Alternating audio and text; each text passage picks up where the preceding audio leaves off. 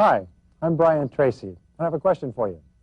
Why is it that some people are more successful than others? Why is it that some people make more money, have nicer homes, drive nicer cars, wear nicer clothes, have better lives, are healthier, happier, better relationships, marriages, build better businesses? Why are some people more successful than others? Well, I started my life very poorly, as many other people did. I didn't graduate from high school. I finished high school in the half of the class that made the top half possible. I failed everything in class so that let me pass out, like a gallstone passes out. And when I went up to get my diploma on the stand, the person in front of me got a graduation certificate, and the person in back of me got a diploma, and I got what was called a leaving certificate, which simply said goodbye. And so I started my career living out of my car and working at laboring jobs. I washed dishes in the back of a small hotel. I washed cars in a used car dealership. I went on to washing floors. For a janitorial service, I thought washing was going to be in my future. And in my 20s, after laboring and drifting around, I again began asking this question: why is it that some people are more successful than others? And in the Bible, there's a wonderful line. It says, "Seek and ye shall find, for all who seek findeth." And I found the most remarkable thing. The subject of human success has been studied for more than 2,000 years. In fact, all of philosophy is based on looking for the answers to the question, how shall we live in order to be happy? How shall we live in order to enjoy wisdom and goodness and beauty and generosity and peace in our lives? How shall we live in order to be happy? So the subject has been greatly explored. And in the last 150 years in America, the most incredible research on this subject that has ever been done has been done, and for a very special reason. Up until the Industrial Revolution, everybody was poor. In fact, they said that the lot of mankind was to be nasty, brutish, cruel, and poor. Is that men and women really had no futures until the invention of the steam engine and the invention of America and the free enterprise system, which was based on the fact that if you worked hard and you used your creativity and you pulled yourself up by your own bootstraps, you could be a success. And so what has happened is hundreds and thousands and millions of people have both come here and grown up here and started with nothing and become great successes. So about 150 years ago, actually 1865, Samuel Smiles was the first person to explore this, the first self-help author, and he wrote a book called Self-Help. And in the book, he explained that people who are successful are those who go to work on themselves and develop themselves little by little, day by day, week by week, month by month, until they become successful. Well, the work of Samuel Smiles goes all the way back to Socrates. Now, I can talk about this, and then we'll get right into it. Socrates wrote what was called the Socratic law of causality in 410 BC. Of course, you know what they did to Socrates. They said this kind of law corrupted people's thinking. But the law of causality is what we call the law of cause and effect.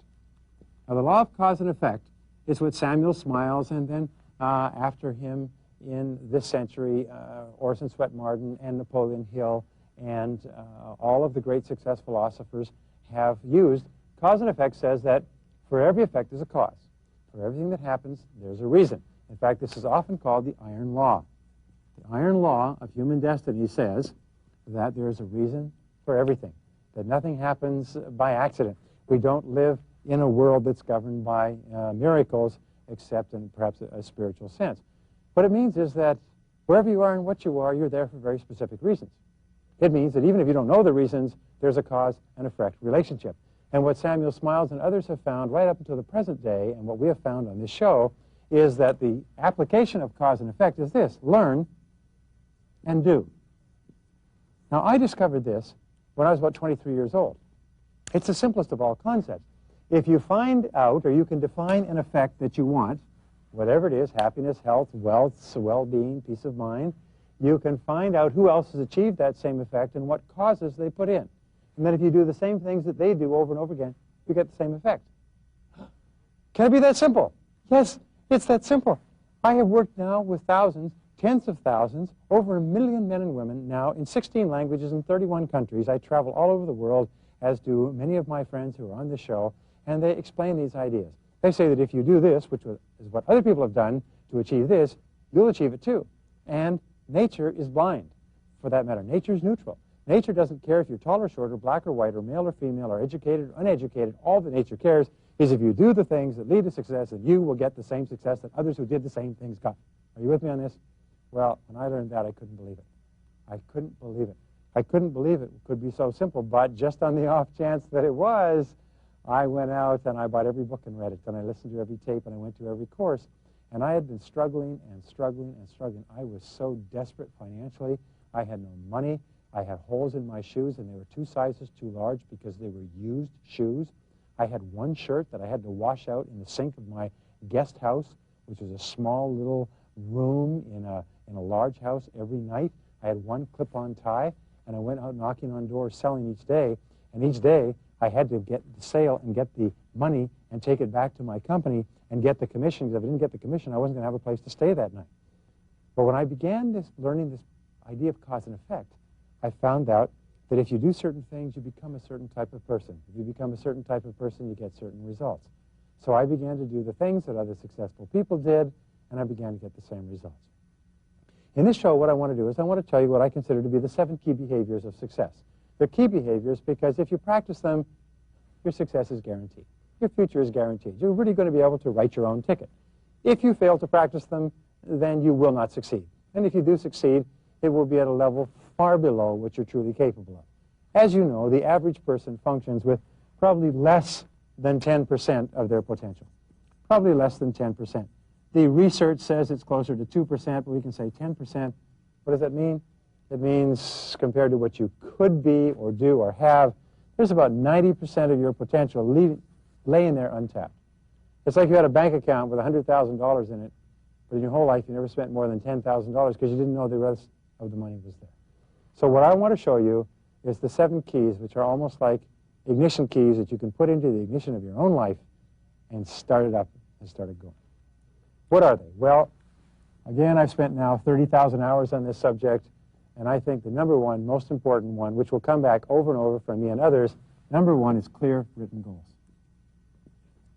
Clear written goals. It's so simple and so important.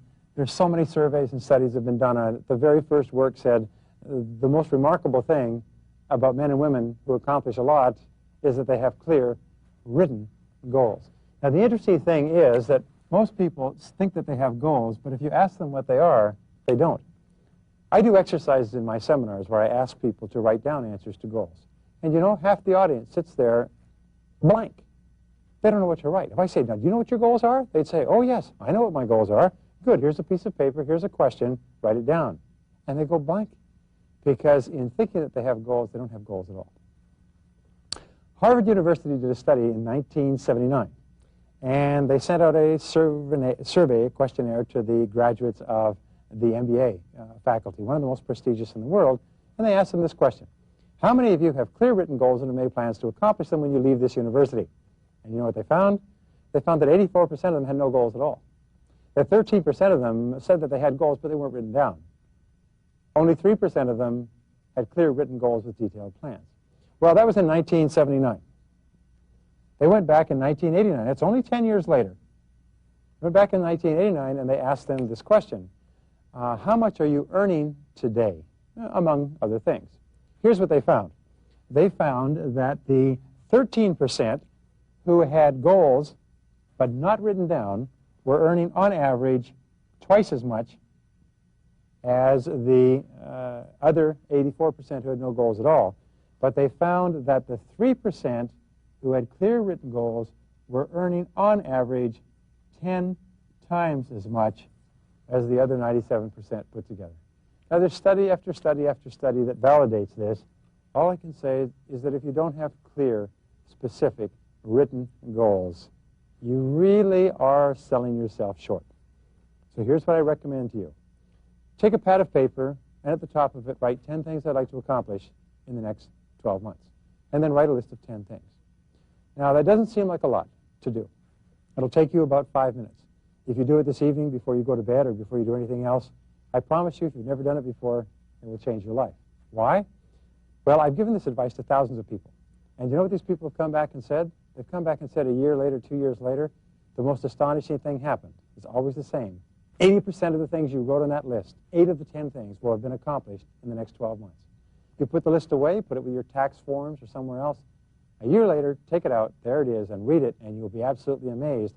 And once you become an accomplished, committed, determined goal setter, you'll accomplish more in a couple of years than the average person accomplishes in 10 years. So you need clear written goals. They need to be specific, and they need to have deadlines, and they need to be measurable. They need to be so clear that you know when you've accomplished them. Don't say, I want to make a lot of money, or I want to be happy, or I want to be healthy. Give yourself a real specific goal that you can get your teeth into.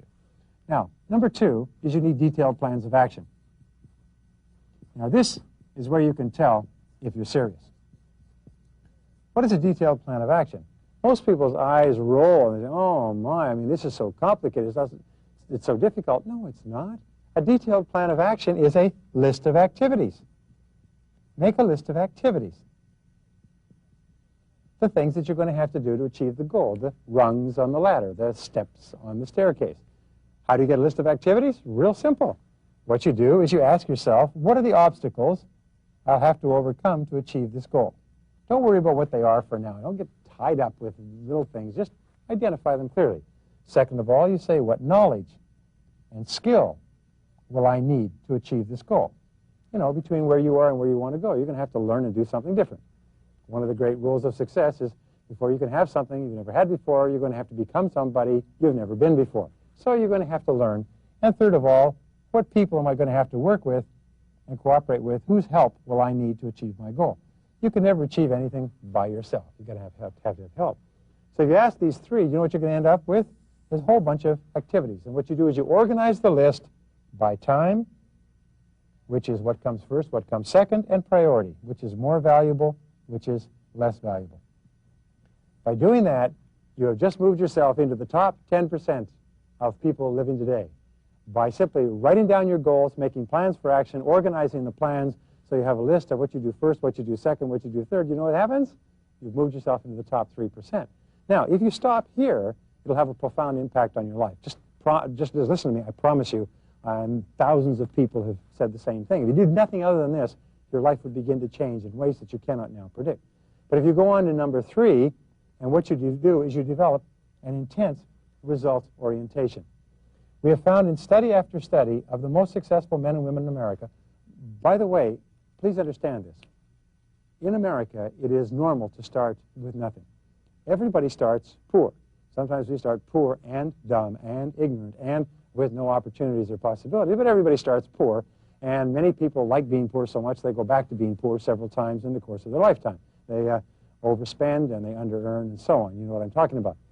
But we find that some people accomplish extraordinary things, and invariably it is those who have intense result orientation. In other words, once they are clear about what it is they want, they are very clear about the results that they have to get to achieve their goals. So you have to ask yourself and ask others, what results do you have to get from where you are to where you want to go? What is the major reason why people fail in our society today? It's because they're working on things that don't give them the results that they want to get and need to get in order to get to where they want to go. They're doing things that are fun and easy rather than things that are hard and necessary. They're doing what my friend Dennis Waitley calls things that are tension relieving rather than goal achieving. They're not working on getting results. So every hour of every day you ask yourself, am I working toward accomplishing a key result that will help me achieve my goal? And if you're not, stop doing it and start doing something else. Well, intense result orientation, again, requires the setting of priorities. It requires that you choose. It requires that you say no. No is one of the most powerful words in goal setting. What does the word no mean? It means you say no to anything that is not a high priority. You say no to anything that is not an invaluable activity that moves you toward accomplishing something that's important to you. Number 4 is creativity and imagination. You see, there's an old saying which you've heard 1,000 times. It says the more you do of what you're doing, the more you're going to get of what you've got. Or the first law of holes says if you find yourself in one, stop digging. The law of creativity, the principle of creativity and imagination, says that you must develop an attitude of infinite flexibility and adaptability. If you want to get to the top of your field and stay there for the rest of your career, you've got to be willing to try something new, something different. You've got to be open to new technology and new processes. You've got to be looking at new products. You've got to be looking at what other companies and organizations are doing. Do you know that all you need is one new idea to change your whole career? Do you know one of the major reasons for success is that people come up with an idea or breakthrough that enables them to jump ahead 5 or 10 years because they learn it and embrace it faster than their competitors? One of the major reasons for failure is because companies refuse to accept the likelihood or the possibilities of new technologies. They refuse to accept what might happen to their business or industry if these new products or processes become popular. Do you know that back in 1976, I believe it was, one of the major computing companies in the world was told to stay out of small computers because the market for small computers was not more than 200 or 300 units per year. Some years before, back in the 60s, the same company had been told to stay out of mainframes because there was not a market for more than 2 or 3 mainframes in the next 20 years. Well, this year we're selling tens of millions of small computers, and mainframes over that period of time came to dominate the entire world. So, therefore, be flexible, be creative, and always be asking, how could I do this differently? How could I make it newer, better, faster, cheaper, easier? Sometimes you find one small way of improving what you're doing in what is called your line of sight, and you can find a major breakthrough. Creativity and imagination is based on the fact that you are a genius. You are a genius. This is something we'll talk about in other sessions, but basically the research is in. It says that you have the capacity to function at genius levels to the degree to which you tap into your imagination, to the degree to which you use it on a regular basis. Now, the fifth key, and this goes right back to the founding of the American Republic, it is really the way that every single person has gone from nothing to being successful, is continuous learning. Continuous learning, I believe, is the most important single key to success. It's what makes America the greatest country in the world. Why? It's because you could come here with nothing, and by simply focusing clearly on what you want, and then finding out who else has gotten the same things you want, and then learning from what they did and doing the same things over and over again, you'll eventually get the same result. In fact, the rule today is that continuous learning is the minimum requirement for success in any field. Whatever field you're in today, if you do not engage in continuous learning, the same way you brush your teeth every day, you take a shower every day, you eat every day, if you don't engage in continuous learning every day, what will happen is that you'll be passed by the people who do. In America today, an incredible shift has taken place. The shift is between those who know more and those who know less. We no longer live in a physical economy, we live in a mental economy. We live in an economy where brain power is the critical tool for earning a great living. And continuous learning is the only way to continue building your brain power. Here are the keys to continuous learning. First of all, read 60 minutes a day. I will say this over and over again. 60 minutes per day over the course of a year, 2 years, 3 years will make you one of the top people in your field. Listen to audio cassettes in your car. Listen to audio cassettes. Here's what most people don't realize. They don't realize that they are not on vacation when they're in their car. If they're traveling between calls and between clients and between customers, they're not on vacation when they get into their car. They're still working. And the worst thing you can do is turn your mind off and park it and listen to something that's chewing gum for the ears. What you do when you're driving is you learn at the same time. Attend every seminar possible. Attend every seminar possible. Get all the training you can. And, of course, listen at every opportunity to TPN. You'll learn more in a few weeks watching this network than you might learn in years trying to pick it up by yourself. Now, number 6, key to success, is a positive mental attitude. We call it PMA, a positive mental attitude. I used to think this was a cute thing until I realized that it is really central to everything else. Why? It's because the key question is always, how shall we live in order to be happy? And a positive mental attitude is an essential ingredient of happiness. If you want to be happy, then you've got to be positive. Now, how do you become positive? Well, again, we've studied this for years and years. The work by Dr. Martin Seligman at the University of Pennsylvania concludes that the key to being optimistic is to look for the good in every situation. The key to being optimistic is to interpret things that are happening to you in a positive way. W. Clement Stone, who's worth about $800 million, who started off delivering papers on the streets of Chicago, said that the key to learned optimism is to continually be saying, that's good, to anything that happens. If you have a negative experience, a setback, a difficulty, you say, that's good, and you look in it for something good that you can find. Napoleon Hill, in his wonderful study, said the key to success is to look into every setback and obstacle for an equal or opposite or greater advantage or benefit, and you'll always find it. Dr. Norman Vincent Peale says that when God wants to send you a gift, he wraps it up in a problem. The bigger the gift that God wants to send you, the bigger the problem he wraps it up in. Your job is to take away the wrapping and look for the gift. A positive mental attitude comes from responding positively to stress, from simply looking for the good in every situation, especially looking for the valuable lesson. You can't look for the valuable lesson in a difficult situation without becoming instantly positive. In fact, here's the key to being positive. It's as simple as pie. Whenever you have to think about the problem or the solution, think about the solution. If you think about the problem, you'll be negative. If you think about the solution, you'll be positive. So you can change your mind from black to white by just simply switching from problem to solution, from negative to positive. And finally, number 7 is persistence. Persistence is the quality that makes everything work. Napoleon Hill said that the quality of persistence is to the character of man as carbon is to steel. Persistence is based on courage. It's the courage to continue. Persistence, if you persist long enough, you must ultimately be successful. In fact, 95% of all people who set clear written goals ultimately succeed in their goals as long as they do one thing.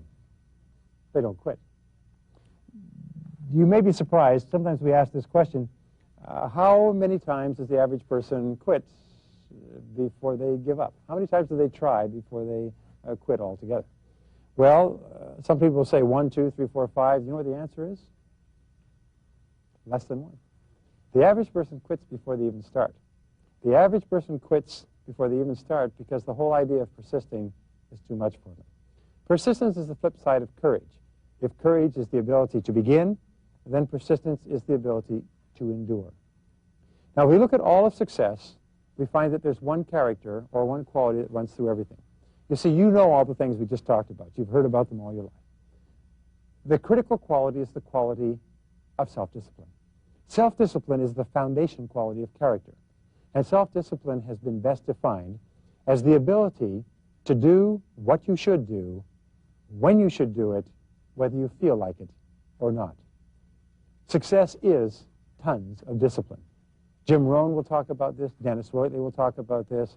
Everyone who's ever studied success will tell you that self-discipline, as Napoleon Hill said, is the master key to success. Self-discipline is the foundation of character. Now, what does it mean? Well, it means this finally. It means that persistence is self-discipline in action. Every single time you persist, you develop greater self-discipline to set your goals and to make your plans and to organize and to be creative and to persist and to get results. Every single time you persist, you become stronger and better. Each time you persist, your self-discipline increases and your self-esteem goes up. Each time you persist, you become a stronger and stronger person. And what we have found is that men and women who accomplish great things on the outside are people who have become outstanding people on the inside by setting very clear goals, by developing the discipline to stick to those goals, and by persisting and persisting and persisting until they were ultimately successful. Remember this, the most important thing we can tell you now or any other time is that there are no limits on what you can accomplish except for the limits that you set on your own mind. There are no limits on what you can do if you follow the 7 secrets of success.